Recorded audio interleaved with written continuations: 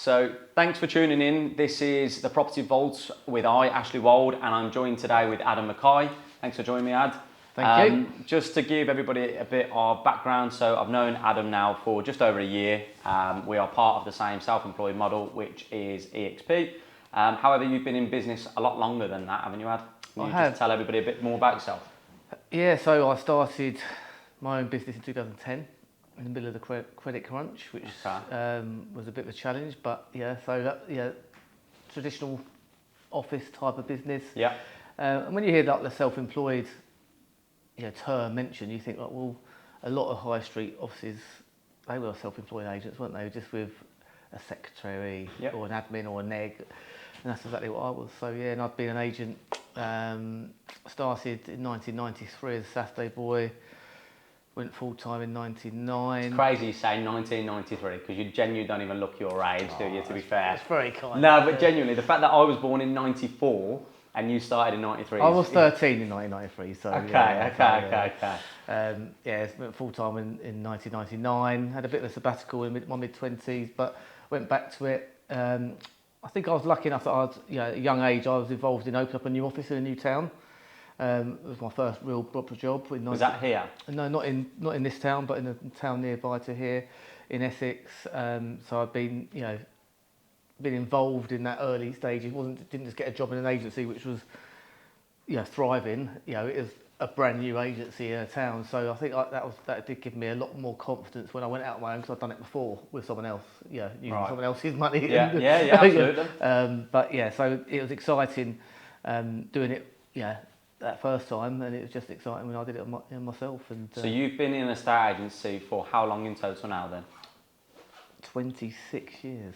And you've never stepped away from the industry once? Yeah, but I had 1 year out in my mid-20s, when I went to live in Spain and worked in Gibraltar, and then came back and went straight back into my old job, and then a few years later opened up my own. Yeah.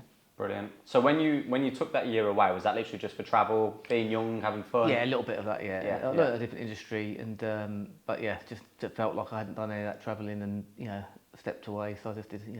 I actually stepped away thinking that the market was about to turn, but I just timed it a couple of years early, and then the credit crunch happened straight after when I came back. So even at a young age, and not so many years' experience within the estate agency world, you predicted kind of that there was going to be a bit of a turn. Yeah, I think you could feel it, can't you? I think you can feel it in the market with the amount of inquiries you're getting. It's like, you can feel if it's, you can. It's a little bit thin and you're just selling a few, but maybe you've only got a few viewings and then it sells. But other times you've got too many buyers and not enough properties, haven't you? So it does go in those peaks and troughs, and the local market's going. Yeah, feels a bit like that now, actually. It's not easy out there. Well, it's a bit like, really, isn't it, 2021, 2022, where the market was just fantastic for us. It just got better and better. We obviously had the stamp duty holiday, we had the mortgage holidays, the car loan holidays, and the market just kept getting better and better, didn't it? Like, in terms of listing a house, you'd put it on, and it would almost be sold within a week, and you just repeat the cycle, wouldn't you? Yeah, locally in this town, like I remember I had one over 200 inquiries, in the first few days. It was just 200 inquiries on one property. Yeah, in a really popular road. It was just it was on for 150 grand more than anything else that's ever sold in the road. £150,000 more than anything that's ever sold in the road, and you had over 200 inquiries. It was ridiculous. And then the average. That is insane. In 2021, I think our average was 43 viewings on every home. So now we're not. It's gone back to a normal market. To be honest, I didn't really enjoy that time. Okay. I found like it was, too many upset people, too many people not getting a chance to see the house. Yeah. You go best and final offers, and there's 25 offers. There's only one person going to be yes, so there's 24 people you've got to disappoint. And locally, where I'm based, in that really busy time, you just do tend to find a lot of sellers don't list their house because they're so thin. They don't believe they're going to find one they want to buy. So actually, stock levels go right down low. Yes, everything sells quickly, but I prefer a slightly tougher market where there's a bit more stock. I could do a little bit busier now.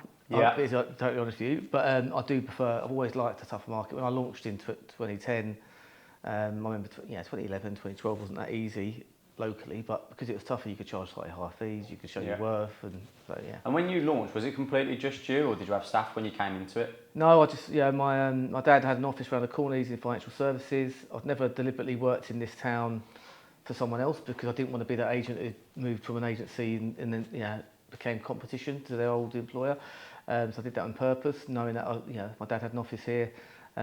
It wasn't on the high street, so it was like a hybrid office. It was tucked away, and I just opened up on my own. I had one admin person who was an occasional member of staff. So when I needed her, I basically pulled her out of retirement. Right. Okay. And as time went on, then I got a lister, stroke neg, and then it grew, and then we started doing lettings, which isn't really my passion. That grew by accident.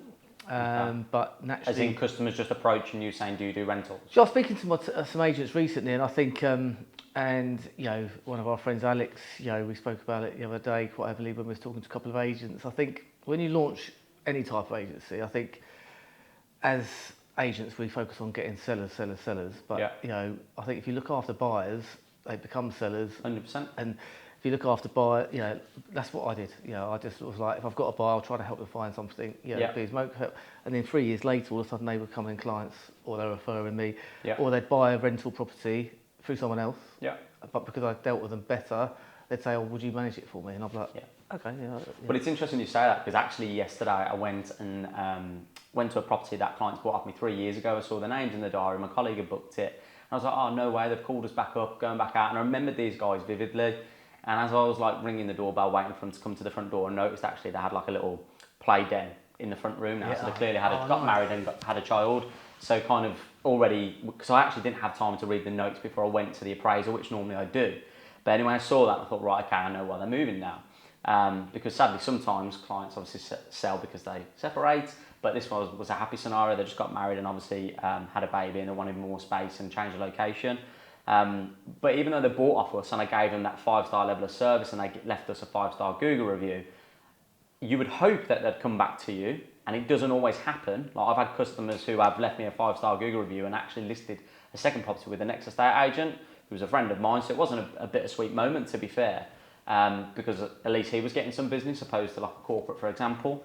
But going back to the point of doing the valuation with somebody who bought off me, like in my head, even though they invited me back round and they left me a 5-star review, I don't think I've got this in the bag, this is a guaranteed. So like yesterday when I was on the appointment, like I never asked for business on the spot anyway, but the questions they were asking me, so when we put this on the market with you, when we do this, how long will photos take? And they were giving me all the closes effectively to give me the reassurance that effectively they want to work with me again.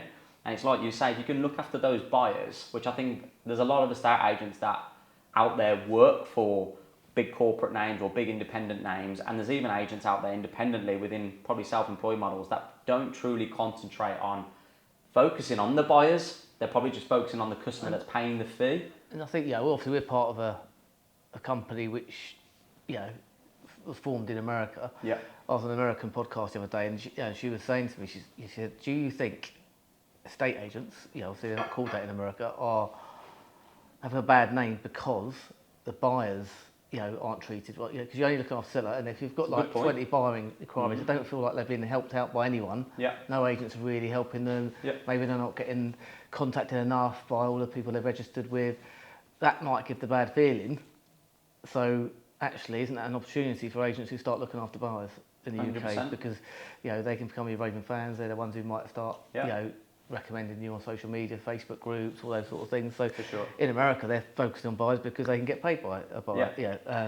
There's probably ways that over time that might start filtering through into the UK market, perhaps. I think for sure, like one of the things for me that is very successful, that makes our business very successful, is the fact that Sharon, who does all of our viewings, who is my mum as well, which goes hand in hand in terms of like family business, but she really buys into every buyer regardless of their scenario, the reasons they're buying, etc., what their budget is and background. Yeah. And that has converted so many valuations, which again, 2 days ago I went and did a valuation because her son viewed a house with us and he didn't buy it, but the mum tagged along on the viewing, remembered us, and that's why we went out to it, So I think you can, how you conducting viewings is your shop window, a lot of 1,000,000%. Yeah, I like that. Yeah, I think and I look back and I know we talk a lot about obviously the XP model and agents launching on their own and then building a team. It's hard relinquishing that. Obviously it's your mum, you trust your mum. Yeah. But I didn't have my mum doing my viewings. But so as much as you trust the team, you always think like, it's hard letting go of, giving away all of your viewings to someone else, because you want to make, how important it is, don't you? Because building those relationships, and unfortunately when your name's above the door, people do sort of react differently when they know it's you as well, don't they? I went to a listing yesterday where one of my agents had taken it on. I tried to pop round and see some of the homes, because it's it's my business, and I asked to pop in and see it. Did my own fresh content and another agent's property, and that, I could sense how happy they were that I'd gone. That it was you personally. Yeah, I didn't have to phone up and do that, but it was a cool house. I wanted to see it in person. It gives me more content as well. But I think, I guess my point I'm trying to make is I found it hard giving that delegation and stepping back. It took me over 10 years to not do like 90% of the valuations. So and I wonder why. We've had that conversation before, actually, probably one of our early conversations. But you're totally right. It's hard. It's hard. Especially when it's your baby, when you've created something and it's growing, and you, like personally for me, like I didn't have a benchmark of my business going past me. No, it was literally just me. If I could earn what I was earning in my previous career, I'd be absolutely ecstatic. I'd have more time available potentially because I wouldn't have to sell so many houses. Yeah. But then all of a sudden, you obviously become a bit more in demand because you're doing a great job, which is great. Best form of publicity is word of mouth. Like you say, to then pass responsibility on whatever task it may be, it's really, really hard. But it's also so important that I think as a business owner, if you are a business owner or you're thinking about, if you're in a stage at the moment as a business owner, as I'm sure we know probably a lot of people ourselves, they're in this limbo where they're snowed under and working so many hours under the sun, when really what they need to do is just employ somebody or find somebody that can potentially help on a self-employed role, and that they can then maybe do, depending on what the task is you want to give off to give you more time, but you can feed them some valuations as well, perhaps. So, I think it's for anybody listening for sure, and they're at that stage where it's still just them and they're working till 10 o'clock every Saturday, every Sunday. Delegation and getting another member staff on is so important, isn't it? I think it is, and I've been talking to some really successful business people recently, and I think the things they have in common, they're also addicted to numbers. And that's something probably during my early part of the career I wasn't. I was just busy, addicted to the work. And I thought like working hard and working till 11 o'clock and working 7 days a week and being reactive was great because I'm a man, I'm going to work. But actually, and you're doing something you love. Yeah, and I was enjoying it. I'm a people person and liked talking to people, and liked helping people. But was I helping myself? Probably not. If I was really addicted to the numbers and looking at it from the top down, looking at the business as a whole, I probably would have been like, let's get another value, let's do more, let's go into that town. And secondly, I think that all the successful business people I've been speaking to recently, and I did a post about it this morning in a little group I'm in. It's numbers, and then secondly, it's like systems and processes and delegation of those systems, and relinquish it. And I was actually talking to Adam Day about that yesterday about something, and you can build a bigger business and grow faster if you're addicted to the numbers and you know what the business is doing, and then you literally say to this person, I need this done. And I think when I go back to my faults and the times where I probably didn't achieve the results I wanted to, it's probably because I wasn't disciplined enough to say to that person, maybe an employed person or an outsourced person, this is what I need from you. Being clear with the expectation of what you're giving them. And holding them accountable to it, or trusting them, and then maybe you trust them and they don't do it. In your head you're thinking you're still doing that, and actually it's not happening. I think the clever business people out there. Going on that point there, sorry to interrupt, I can only assume that when you was employed before you set your own business up, you was a branch manager of some sort for an estate agent? Yep. Okay. So when you're in that position and you're paid to tell somebody what to do and delegate tasks, do you not find it was significantly easier to tell them what they were doing wrong because you were being paid to do that? Whereas when it's your own business and somebody in your team potentially has made a mistake or done it wrong, the way you deliver that message with somebody that you're employing is completely different. I think it's a very interesting point that, and I think it was. I didn't manage a massive team. We had a small little independent agency office. I did most of the work, front end valuing, did a lot of running around, but I did find it easy to say this, that brochure's not right. as soon as I had my own company, I had this vision of like, we're all going to be friends. Yeah, everyone's going to get on. Yeah. Going to build a culture. Yeah. And I probably got that a bit wrong for the first 8-9 years because I found it very hard picking holes in someone's work, and because I did like the people and they were working hard. Yeah. And it's a skill I've had to learn over the last 6-7 years where you have to know how to manage. And I think if you manage on core values, I was lucky enough to go through some training with EOS, the book Traction. Okay. And it really set my core values. What I actually, I've had core values before that, but I didn't really live and breathe them myself. And I think they've got to come from that leader. And now I manage on those. So I just bring every situation back to the core values. Do you think that? And I won't go into they are at the moment, but I think everyone's your work ethic. Someone you're going to be working for you or with you, correct, or around you's got to be similar to you, I believe. Yeah. And I know you're going to be, you're capable of doing 10 valuations a day and listing machine. So you're going to want someone to be able to run as fast as you, aren't you? You're not going to be, you're not going to want someone to be like taking 10 days to send a evaluation report. Yeah. That's not going to be your bag, is it? No, absolutely not. So I think, it's easier to. I found it easier to have those conversations when you bring it back to the core values, rather than saying you've done that wrong. Yeah, absolutely. I think, do you think that action followed the core values which you signed up for? Yes or no? They normally say. I think going back to the word you use, culture, to be fair, is bang on the money, like in the sense of, especially for my own team, like there's the 5 of us who are employed, and then I've got the 4 partners who are self-employed, so there's the 9 of us collectively. But in terms of like, obviously the employed staff themselves, obviously I've tried to build this community and culture, as you say, where, if they've got a personal doctor's appointment or whatnot, I don't take it off their hours or anything, because actually sometimes they don't have their lunch breaks because of they're passionate about the job. 2, I'm not that boss that is completely watching every move that they make, etc. So it is very much scratching each other's backs in that sense. Yeah, I think it's important. I think the reason why I went out on my own is I wanted to be able to see the kids' sports days and their nativities, and why shouldn't someone else in the team, so all my employed team, have the same? If you don't have to ask me, just put it in a diary. Do you know what I mean? Love that.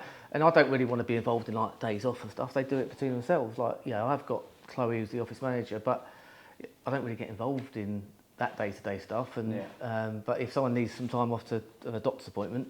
Not now anyway. You don't get involved now. There was a point. But even when it was me, I'd be like, look, this is it. Like, if it works for the diary, let's sort it out. If someone wants to have a holiday at the same time, if it's going to affect me, sometimes it would affect me. Yeah. But I would be like, okay, I can do that for a week. I can take all the appointments and I'll just work 2 or 3 hours extra on the weekend to get. So it means they both get the holiday they want to go on. Well, that's the thing, isn't it? Like, I think that's. Like, actually, going to the point on holiday, for me, that's probably one of the best things about having my own business, is not having to send that email request for annual leave. Worrying about it. Yeah, literally, like, I've seen this holiday, it's a great price, I want to book it, like, but you're waiting like a couple of days from your boss to say yes or no whether you can have the annual leave. Your partner's already got it pre-approved, etc. So that for me, just going on that point. Your partner's going, can we book it? Can we book it? Yeah, that's probably generally one of the best things for me about being a business owner. But like you say, like if your staff can have that understanding that actually Adam's like is really caring, really kind, really giving, like he's allowing me to go and have that personal appointment, take my child to the doctors or go to the sports day, that is quality, to be fair, because you are definitely bringing that culture through the generosity of that gesture. I think that culture can go through with, people like this man behind the camera here. Like if you're working with someone else, that culture, I want to have that relationship not just with the employed staff or with a partner agent. Correct. Yeah. Anyone who's working alongside us. So we've got a chain progressor who isn't even located near our office, but she comes to our Christmas do's and is involved in the business and WhatsApp group, and she's not an employed member of the team. She's a contractor, basically, an independent contractor. But you want to have that contract, that continuity through for sure everyone. I think that's very important, and it's a bit of a new way of thinking. It's not like top down, is it? It's like we're all on the same level, and we can all support each other, and I think you can win together. Absolutely. So going back, obviously you've been in the industry 12, 13 years, I think it was in total, wasn't it? So it's been since, your business. Yeah, 15 years this year. 15 years, okay. 2010, But you set your business up completely by yourself, and then obviously we've met through EXP, but you joined in February 2024. Yep. Why would you bring a business over that's already successful to a self-employed model? Because like some people on the outside might be watching this and going, that's bloody crazy, like I don't get it, like why do you now partner with somebody? So why did you do that? How honest do you want me to be? Very honest, absolutely very honest. I'd lost the love for this job. Okay. I had lost the love for it. Something quite tragic happened to me in 2022 where my right-hand man nearly passed away. And we built the business together. He'd been with me, this is 16 as a junior. I gave him work experience. After 2 weeks, one of my still good friends, best friends, was working with me. I'd been working for about a year. You know, he used to be a tailor. Yeah. And he pulled me out the back here. And he was like, Michael finishes work with me today. I said, yeah, should we get him a present? He said, no. He pulled me out in the garden. He was like, you need to employ him. I'm going to step down. You can have my job. And I was like, he goes, you want to lose him? He's got something about him. He was just about to turn 17, he was.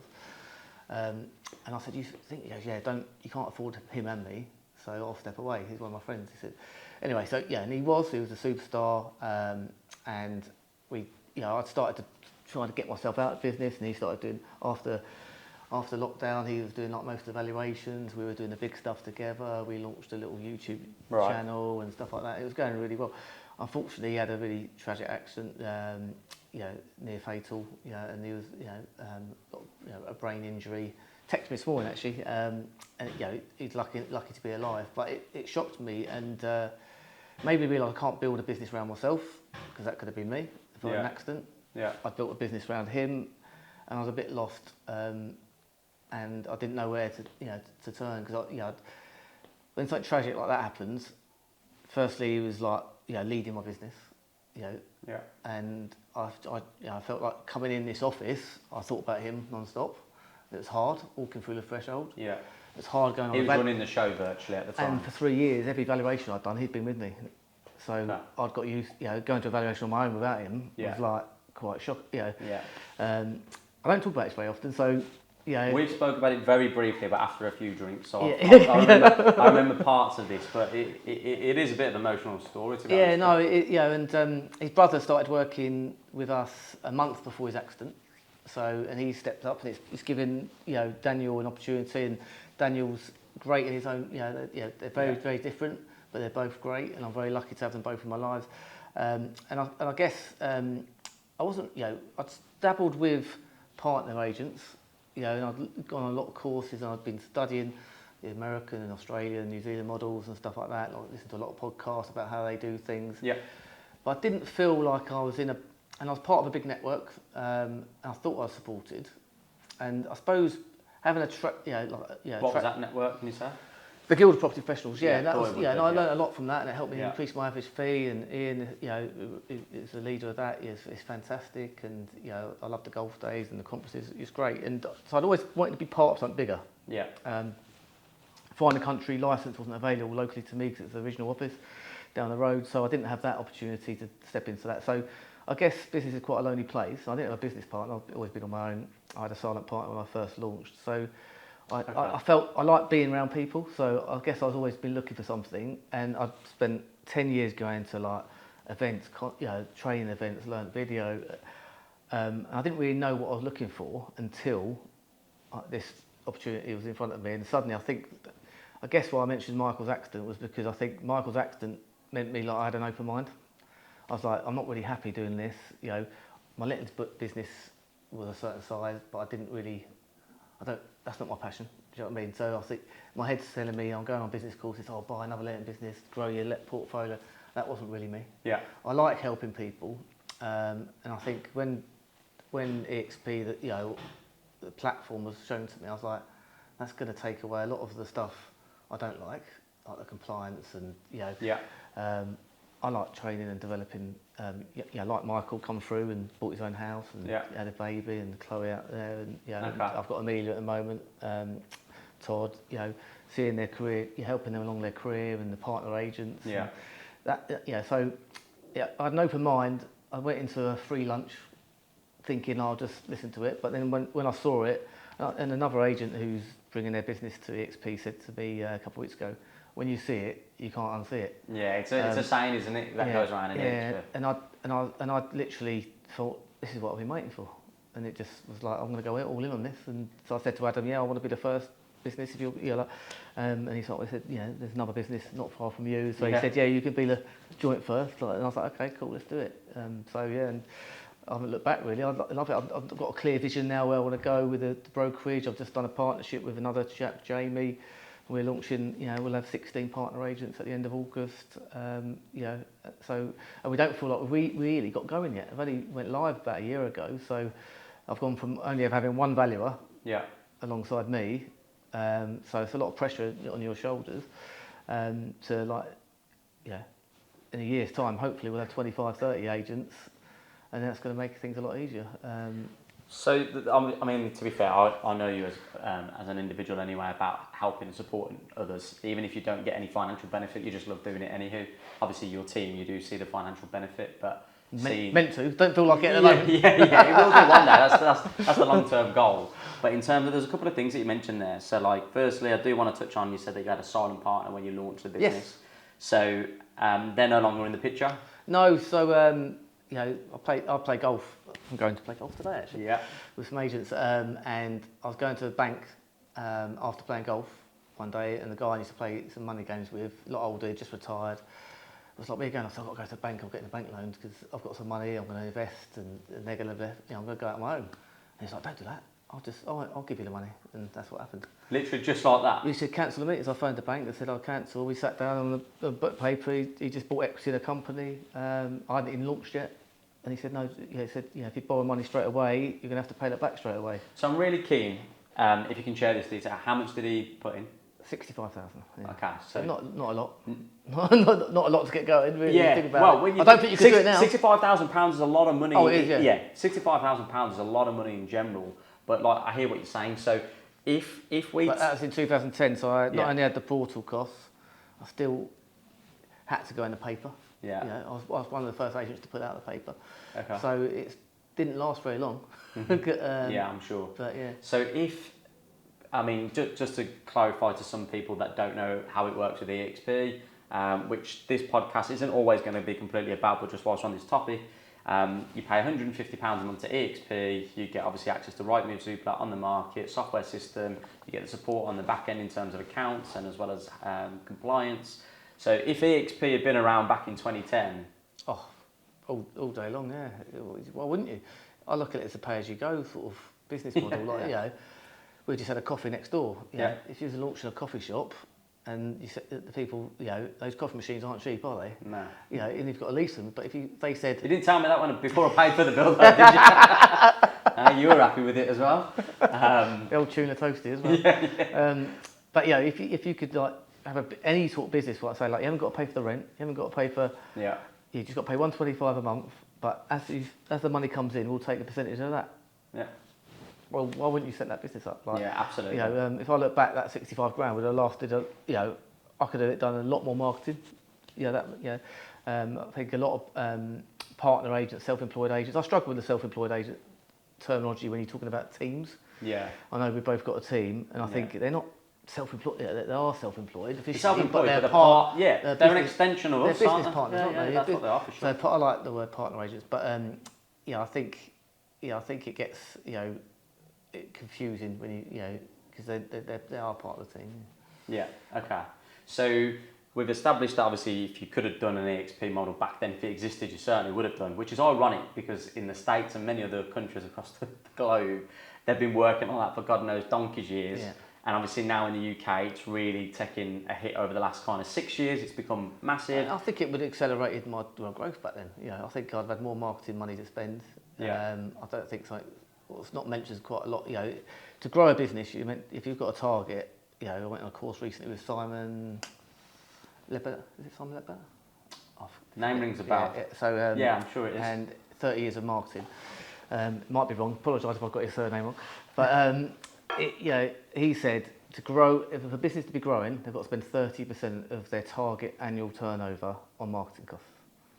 Okay. So if an agent wants to earn 100 grand in their first year, really any business, this is not talking about agency, just pure maths. If your business was going to be growing, they should be reinvesting 30% into marketing.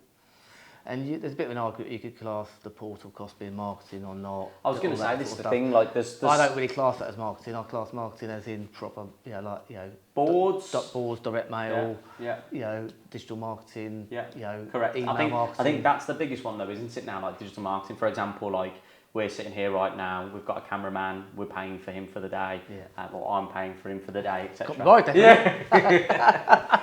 If he wants to pay, he's more than welcome to. But like that's the thing, isn't it? It's literally a case of reinvesting in yourself, and obviously, social media. I think for estate agencies certainly took a huge turn over the last few years as well, where it's not about just pushing properties out there. But it's about growing the personal brand, which is obviously what's supporting these self-employed models. Because the reality is, it's not just the name above the door. If it's a corporate, for example, or a family independent, it is a case of it's the individual inside the branch that you're working with.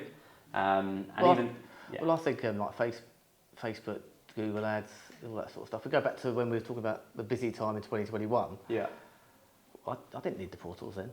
We were doing pre-launches, we were doing Facebook live viewings and stuff like that off the database. Yeah. People was coming Facebook lives. But even now, we get like 200-300 inquiries on Facebook and Google like a month, like seller leads, buyer leads.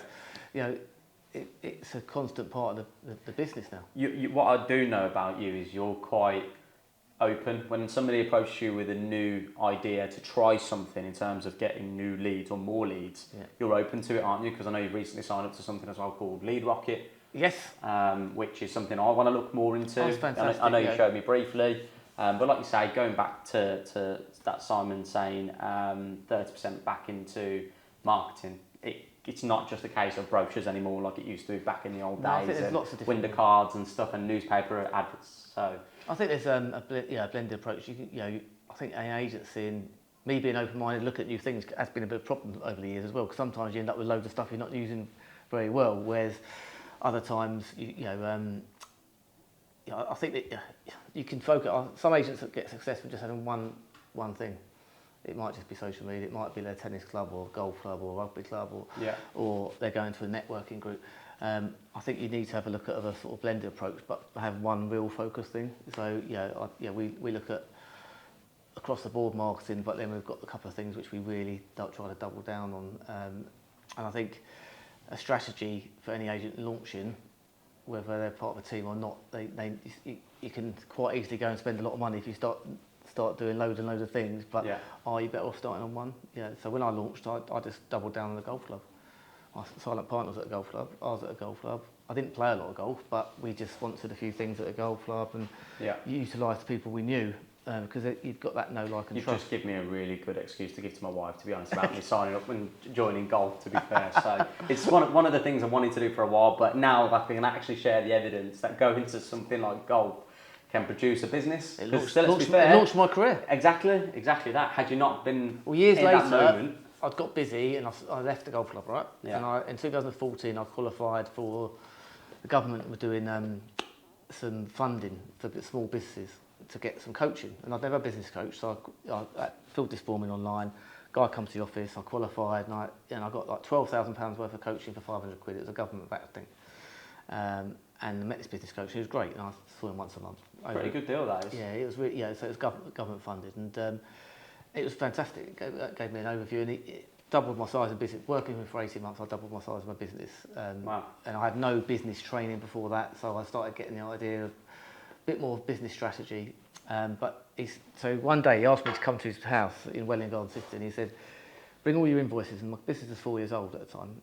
So he said, now it's all paperless, but I had this book and bring by every invoice, and it's like paid with the bookkeeper written on it.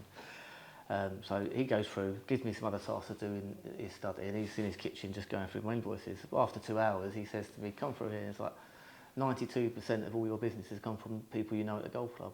I said, "Has it?" Like, so he told you this. Yeah, that is insane. I sort of knew it. I doubled down on it. Yeah. But he was like, 92%. He said, "Do you still remember?" I was like, "No." He goes, "You are today. You're going to go rejoin today." So I literally drove after leaving Welling. I drove to the golf club, paid my membership, and I had some magazines in the car. And I said, "Can I leave them in the foyer?" And they went, "Yeah, go for it." This lady picked up the magazine, came over to me and said, "Would you come and value my house this afternoon? Is this your company?" I was like, "Yeah." £9,000 fee straight away. Sold it. So, and how much was your golf membership? grand a year at a time. I think 1,100 quid a year. Madness. So you know, but that shocked me. I remember thinking, oh my goodness, like there's me thinking like all this prospecting you're doing and like marketing. I think what it is so like prime example. So I'm part of BNI, which is global again. Networking organisation, and don't get me wrong, it's been quite hard for me recently in terms of like giving my time commitment every Wednesday from 9:45 till 12. But a chap came this week. It 9:45? Locally, they're all 6 till 9. Yeah, a lot of them are. A lot of them are like early doors, which to be fair, you get a good breakfast with those ones, but can be dangerous. But yeah, so ours is that time every Wednesday. And a chap came this week. To be fair, he's in another chapter. And he's from a golf club, and to be fair, he said that we give to members a free golf lesson. Now, I definitely need a golf lesson, but now hearing your story, and literally like 92% in your first 4 years was because of having a golf membership, that is absolutely insane. So one thing that I'm taking away from this is I'm now going to get golf lessons and a golf membership. How good at golf I'll be, I don't know, and I don't know if that's going to have impact on like if you get a valuation lead or not, but I suppose that just gives you that conversation starter, doesn't it, with somebody? It does, yeah. And I think anyway, you know, people you win business because they know, like, and trust you. You know, you get know that from BNI, don't you? Yeah.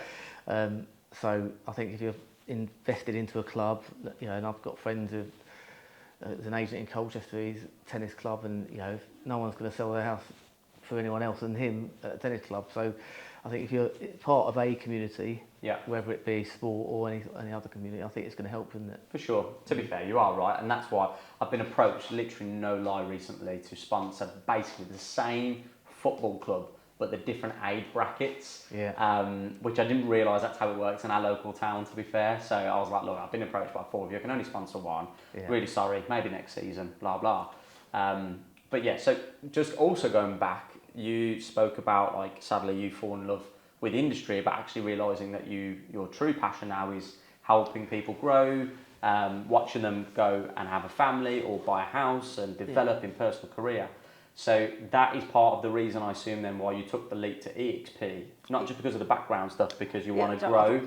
I think I'd reached burnout, to be honest. Yeah, I think that's what it was. Yeah, I think building a business and doing 90% of evaluations for a long period of time and ups and downs, and then you got credit, then you got getting through the back of credit crunch, then you got lockdown, raising small children. That's challenging enough as it is, and then that happened to Michael. I think So I always loved the industry, but I'd lost the love of the industry through being burnt out. So I think EXP gave me that sort of clear vision. And I think I'd lost the clear vision somewhere along the line. When I first launched, I'm sure you was the same. You have a goal, like, I just want to earn X amount, have a bit more time to myself, be in control of when I can go to work or not.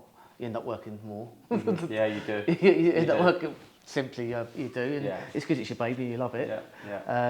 But so I think I just lost that clear goal. Now I've got that clear vision of the end in mind, and doing things I like. So I still love listing homes. I still like doing the videos. So you're still involved then on a day-to-day? Oh and but on a Monday, so I've got partner agent day. All the partners come in. Don't have to. They can come in if they want, and they're helping, give them ideas. And I think the biggest thing is just getting people to become like the best known. Right? They might not be the best. They might not have had the best CV and sold more houses than anyone else at their town or their focused area. But with social media, you can become the best known.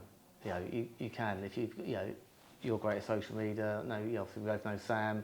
If you can become the best known, and more eyeballs on you, well, you're halfway there, aren't you? Because for sure, I found social media was the biggest leg up for me. With my business, it enabled me to, get known by people. I turned a troll who commented on one of my videos into a raving fan. Because I took him out for coffee and we've become friends. That's quite interesting that you say trolls, which is... Well, I say troll, we didn't mean to be a troll. But it's quite mental though, because we can all have, through growing a business, some negative interaction from somebody somewhere, whatever it may be. In terms of basically like going back to the point I was just making there, sorry, on interaction. You're not filming right now? You're filming now. Oh, so I thought you said I could come in. That's as enough. Oh, right, sorry guys.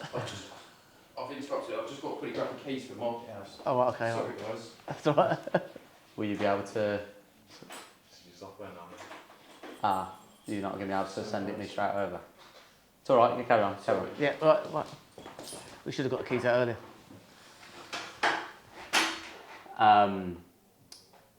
How are we going to play that now then? Just carry on. Okay, sound. What was I talking about? Literally talking about the negatives of trolls, weren't I? Yes. Yeah. Social media and groups and stuff, yeah. So it's quite interesting that you say that about having trolls and the negativity there, because really, like, when you do start a business, you do get a bit of negative energy sometimes from other agents. And like one of the things that has always existed whilst I've been in the industry effectively is like another estate agent making a fake account and leaving a fake review. So obviously you can get the same sort of thing on social media, as you say. So just quickly then, before we get kind of wrapped up anyway, because I know you've got a game of golf to catch. In terms of, so you're now looking to obviously grow your partner agents within. Yep. Can you say the name? Because I know you're changing over from Mackay Property. Yeah, when this goes live, it might be. Yeah, so in September we're launching a partnership. The brokerage is going to be called Moving, but with a U. Okay. So, yeah. And that's with Jamie, isn't it? Yeah. So Jamie and I have both had our own businesses. We met over 10 years ago, become friends. We nearly launched together during lockdown. We were like, when we come out of this, we merge. But the EXP platform and how it's set up with B2B relationships, it's enabled us to navigate. Collaboration. Yeah, it's collaborate easier without having to think about, I've got a lease here for this office and this and that, whereas you just can agree. Yeah. So it's made it quite, easy. And so I think where we're also part of Real Agency, which we've launched this, community helping agents, countrywide. And so we're looking to help bring out more agents into the platform as well. So I'm going to be spending a lot more time doing that, and Jamie will sort of head up the brokerage is the idea. Okay, so that's why you've kind of gone together, so to speak, because one, you've been mates for like 10 years, you've both been in the industry, you're both local as well to one another as well? Yeah, well, he just moved a little bit further away, but it's about 35 minutes away from each other. Yeah. So he might essentially look after the day-to-day runnings, whereas you're effectively going to be looking at Real Agency, which I'm part of as well as many others, and effectively Real Agency is a group within self-employed agents within EXP, where we have got mentorship and coaching from yourself as well as Roger Black and Steve. So obviously having that WhatsApp group there and support, if, for example, Mark, who I've just brought into EXP, who's in Hereford, there isn't actually a local agent in Hereford, so to speak, but now Mark is part of Real Agency. Yeah. So he's got not just me to speak to, not just you, but he's obviously got everybody in our WhatsApp group now to collectively connect with, which I guess is one of the cool things about the model EXP anyway in general, because obviously you've got Workplace, which is now Slack, and obviously you can obviously connect to everybody up and down the country as well as globally. Yeah, and you mentioned about me joining and bringing my existing business in, and I think I wanted to be part of something, and it's only when you get part of it you really feel the support. Like at the events, the conferences, you haven't got that standoffish approach. Like conferences years ago, it was all like I'll keep my idea to myself. I actually went to an event earlier in this year where there was quite a big corporate person sitting. I won't nearly said their name then. Sitting at a table, and I was with another EXP agent, and we were sitting there talking, and they said, "Oh, we've got this really good idea," and we were like, "Oh," and then they didn't tell us. It's mine. But in EXP, when you're around people, they're like, "I've had this idea. What do you think of it?" Yeah. And then I got asked the question. Obviously, we went to Barcelona recently, an EXP conference abroad. And I got asked by Simon Gates, like, what you say you went there, what did you learn, what was the best thing you learned? And I said, actually, the best thing for me, although I connected with so many people from different countries, not just Spain itself, but the best thing for me was actually being with the UK a lot. Yeah. Because, like, even though we've got, like, the Birmingham conference, we have the Christmas party in London and stuff, and obviously, don't get me wrong, we're all having fun, we're all celebrating the year that we've just had and whatnot, and the year that we're going into. But it was just actually a bit of downtime to properly speak to the UK agents and see the methods that they're using and what strategies and things. And not just that, obviously AI is becoming involved in many businesses now as well, so seeing the growth and how you can implement that into your business. I think those conversations over a coffee, and it's not as rushed as it like if you're going to the evening, do at Christmas, you don't get long with people, do you? Even if you're sitting on a table, if it's not long, you've got to listen to everything. Correct. So it's those conversations, I think it's an amazing support network, and it's great that we're now number one in the UK. Yeah, 780 plus agents I heard yesterday. So Is it really? yeah, it's pretty good to be fair. So right, where do you see your future then? Anyway, where do you see your future? Where do you see yourself in 5 years potentially? We've got a goal for the brokerage, so in 5 years I'd love to have 30, 35 agents in each county, Essex, Hertfordshire, Cambridgeshire. We're on this little corner of the 3 counties. Okay. Maybe approaching North London a little bit. So 100 agents would be great. I think it's about quality as well rather than quantity. Sure. Having high producing agents, doing sales, looking after clients. But they're still representing your brand effectively. Yeah, so that'd be for the brokerage, and then regarding real agency, 5 years, I've got quite a big number in mind that we want to do. So go on, share it.